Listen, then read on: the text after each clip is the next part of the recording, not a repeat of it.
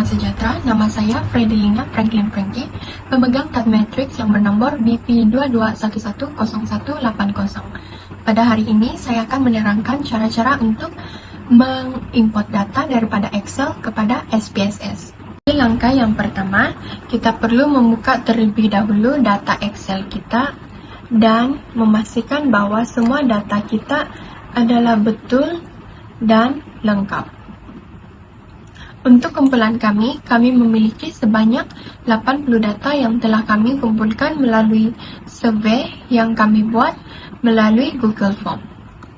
Setelah kita memastikan semua data adalah betul dan lengkap, kita boleh membuka SPSS.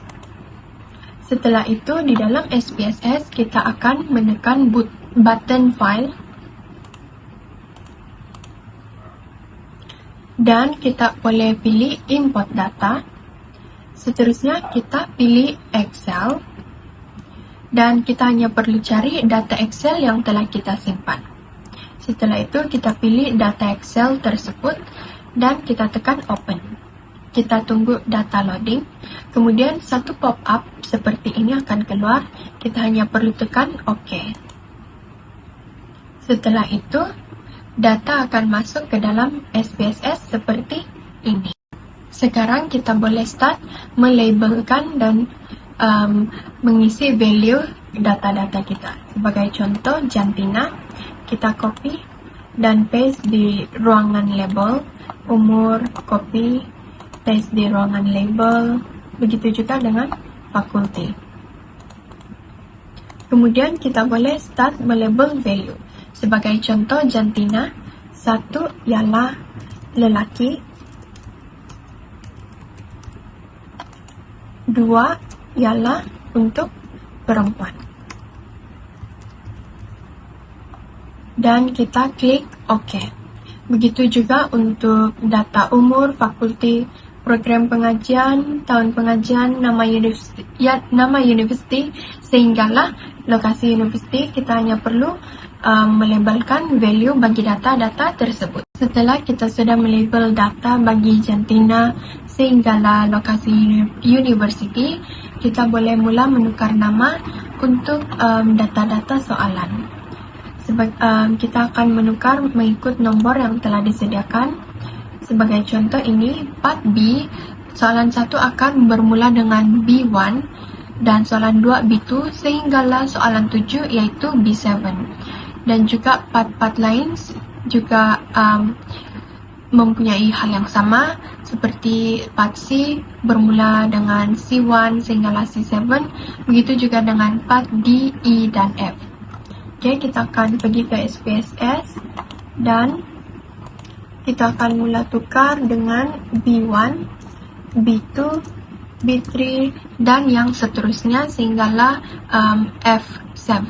Setelah siap menukar nama-nama bagi soalan itu, kita akan mula melabel value bagi soalan-soalan tersebut. Jadi kita copy nama dan kita paste di label bagi soalan-soalan. Kita hanya perlu copy dan paste. Setelah itu untuk value kita akan isi sama seperti tadi. Kita tengok dekat sini, 1 ialah sangat tidak setuju dan 5 berakhir dengan 5 itu sangat setuju. Jadi kita hanya perlu label 1 sangat tidak setuju, 2 tidak setuju, 3 tidak pasti, 4 setuju, dan 5 sangat setuju.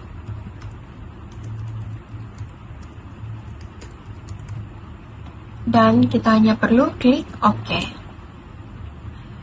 Setelah itu kita copy dan pastekan untuk soalan-soalan yang lain. Setelah itu sudah selesai untuk melabel value bagi soalan-soalan. Terakhir yang perlu kita lakukan adalah menukar measure setiap data untuk menjadi tepat. Measure untuk jantina ialah nominal, untuk umur ialah ordinal, untuk fakulti dan program pengajian ialah nominal, tahun pengajian ialah ordinal, nama sehinggalah lokasi universiti ialah nominal, manakala untuk setiap data soalan ialah scale. Setelah itu kita perlu pilih scale untuk setiap ini. Jadi kita hanya perlu copy dan pastekan kepada setiap data soalan. Dan itu saja untuk langkah-langkah memindahkan data daripada Excel kepada SPSS. Sekian, terima kasih. Assalamualaikum dan hello semuanya. Nama saya Nur Sabrina Batrisha binti Jais dengan nombor matriks BP 22110182. So, untuk bahagian ini saya akan tunjukkan bagaimana untuk melakukan data screening and computation dengan menggunakan SPSS. So, yang pertama tekan analyze dan selepas itu tekan descriptive statistics dan tekan frequencies. Pop-out ini akan keluar di screen. Jadi pindahkan variable jantina ke bahagian variable. Okay, dan seterusnya tekan OK. Okay, so secara automatik jadual ini akan keluar daripada screen di mana dia menunjukkan bahawa tiada apa-apa ataupun tiada missing value dalam data ni. Seperti yang kita boleh lihat sini, kosong. Dan sini 100%, maksudnya semua data telah diimport ke dalam SPSS ini. Dan seterusnya kita hendak memeriksa ataupun menguji normality. Okay, so untuk memeriksa ataupun menguji normality, pertama tekan analyze, and seterusnya descriptive statistic dan tekan explore. Okay, so di sini pindahkan variable ke dalam kotak dependent list. Okay, contoh di sini saya tunjukkan kompetensi penerimaan, saya pindahkan ke kotak dependent list. Okay, dan seterusnya tekan plots. Pastikan di bahagian box plots tekan factor levels together. Di bahagian descriptive, stem and leaf, dan pastikan checklist juga histogram. Dan normality plots with test dan tekan continue. Dan di bahagian display pastikan tekan both. Di bahagian explore options tekan exclude cases pairwise dan tekan continue. Setelah selesai, tekan OK. Automatic, SPSS akan memberikan data dalam bentuk jadual seperti ini. Berdasarkan jadual ini, kita boleh nampak yang data ini dibahagikan ataupun distribute secara normal. OK, sekarang yang seterusnya iaitu bahagian compute new variable ataupun computation variable baru. OK, yang pertama, tekan transform, tekan compute variable. Okay, so di bahagian target variable ni isi kompetensi penerimaan. Okay, dan selepas itu di bahagian function group, klik statistical. Di bahagian bawah function and special variables, tekan sum and double click. Itu masukkan formula ataupun label bagi setiap soalan. Contohnya B1, B2, B3, B4, B5 dan seterusnya. Lepas itu tekan OK. Kita boleh nampak di bahagian data view di sini kompetensi penerimaan. Dan begitu juga untuk yang seterusnya, iaitu sumber akses, pembangunan profesional dan latihan dan lain-lain. Ya, itu sahaja daripada saya hari ini. Sekian dan terima kasih. Hello dan Assalamualaikum, nama saya Andriana, metric number BP 22110203. Bagi part saya akan memberikan tutorial cara untuk membuat descriptive analysis. Perkara pertama yang anda perlu lakukan ialah cari terms analyze pada bahagian atas SPSS. Seterusnya anda perlu lihat pilihan menu dan anda perlu memilih descriptive statistic. Selepas itu anda perlu pilih frequency. Seterusnya, ia akan muncul pop-out seperti ini. Di sini anda perlu memilih variabel yang ada di sebelah kiri dan masukkan variabel tersebut ke ruangan sebelah. Selepas itu, anda perlu memilih term statistik yang ada pada bahagian sebelah. Apabila Anda menekan bahagian tersebut, akan muncul pop-up seperti ini. Di sini Anda perlu mengklik senarai-senarai tertentu. Untuk bahagian Central Tendency, Anda perlu mengklik Mean, Median, dan Mode.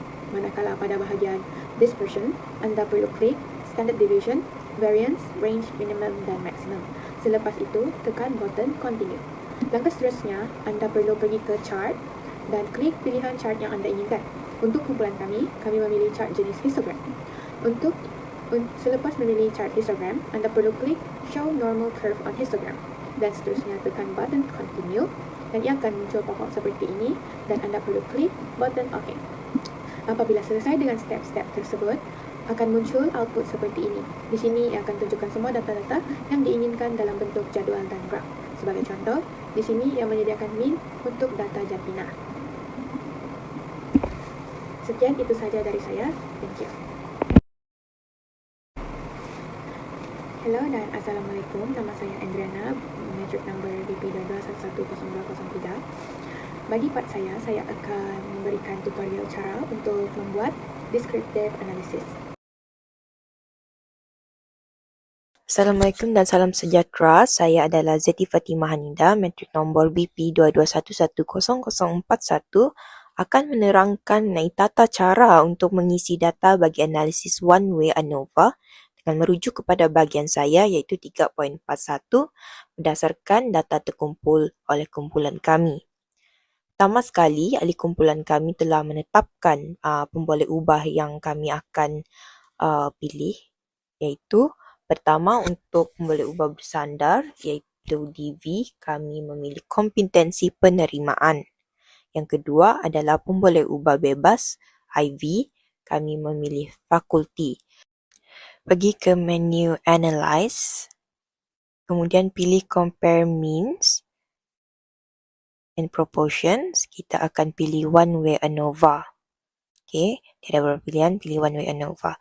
Kemudian dalam kotak dialog, pindahkan DV. Kita akan cari berdasarkan pemboleh ubah kita iaitu kompetensi penerimaan. Di sini saya scroll dari atas ke bawah. Okey, kita akan cari kompetensi penerimaan dan masukkan dalam dependent list. Okey. Ada beberapa kompetensi penerimaan. Kemudian untuk faktor, kita akan pilih IV kita berdasarkan fakulti. Okey, saya akan cari fakulti di atas kotak dialog.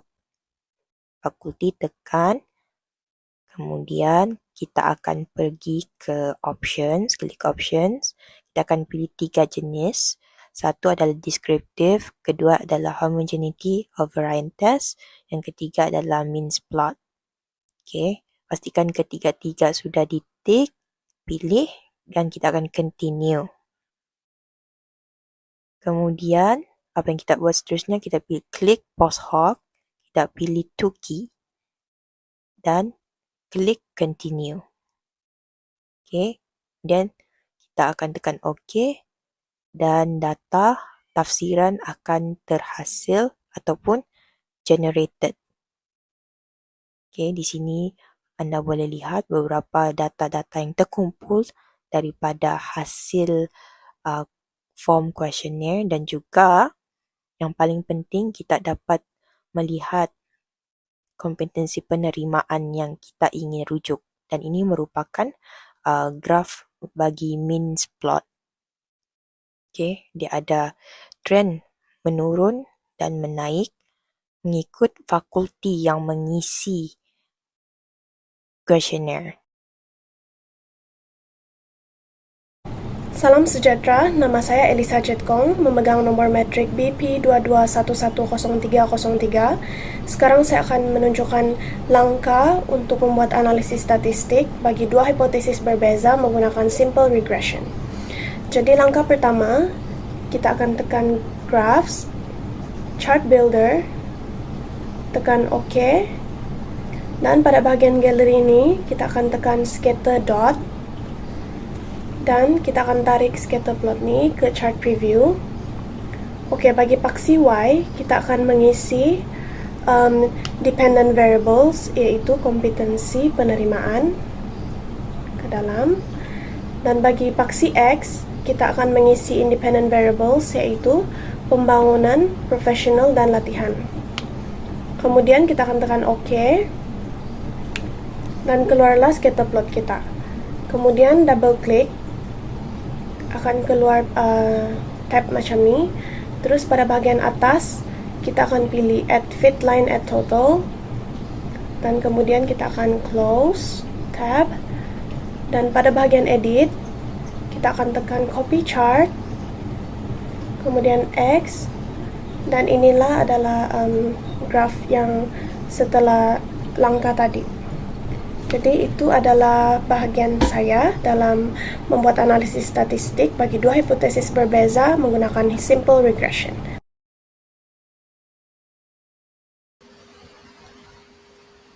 Assalamualaikum, nama saya Putri Emelisa, pemegang kad matriks BP22110033, dan hari ini saya akan menunjukkan cara untuk menganalisis data menggunakan simple linear regressions ataupun lebih dikenal sebagai simple regression. So, pertama kita akan klik butang analyze dan kemudian kita akan pilih regression. Selepas regression, kita akan klik linear.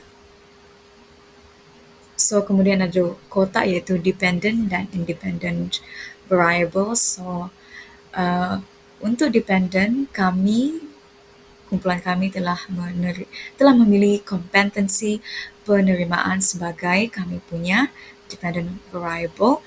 Dan untuk independent variable pula, kami telah memilih pembangunan, profesional dan latihan. Selepas itu, klik butang statistik dan pastikan kotak estimates dan model fit telah diberikan check mark. Dan untuk residual hanya dibiarkan kosong sahaja. Dan kemudian kita akan klik continue. Dan untuk plots seterusnya, untuk Y dan X, kita akan isi Y dengan Z residual, which is untuk Y, dan untuk X kita akan pilih Z predicted values. Untuk X, Z predicted values. Dan untuk standardized residual plots, kita akan pilih normal probability plot. Hanya klik saja dan klik continue. So, untuk method pastikan kita telah klik enter. Dan untuk plot, save, option star, bootstrap hanya perlu dibiarkan kosong sahaja, tidak perlu disentuh, dan kemudian kita akan klik OK. Dan inilah hasil computed data yang telah selesai dianalisis menggunakan simple linear regression. So, kita ada scatter plots dan beberapa jadual. Itu sahaja. Baiklah, sekarang saya akan menunjukkan cara untuk kita menganalisis data yang kita dapat setelah kita melakukan analisis ANOVA. So, kita akan fokus bahagian kompetensi penerimaan untuk multiple comparison bahagian post hoc test. So, berdasarkan analisis ANOVA sehala dan ujian post hoc test, terdapat perbezaan yang signifikan dalam kompetensi penerimaan antara fakulti.